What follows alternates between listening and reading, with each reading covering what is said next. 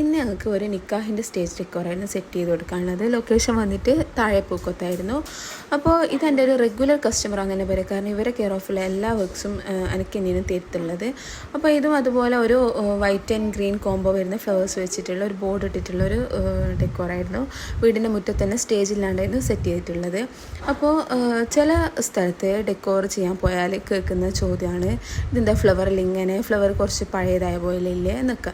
അത് ചിലപ്പോൾ കസ്റ്റമറൊന്നുമല്ല ചോദിക്കുക, വീട്ടിൽ വന്നിട്ടുള്ള ഗസ്റ്റോ അല്ലെ ആരെങ്കിലും ആയിരിക്കും, വെറുതെ റോഡ് മുന്നിലൂടെ പോകുന്ന ആരെങ്കിലും എല്ലാവർക്കും കയറിയിട്ട് ചോദിക്കുന്നുണ്ടാവാൻ.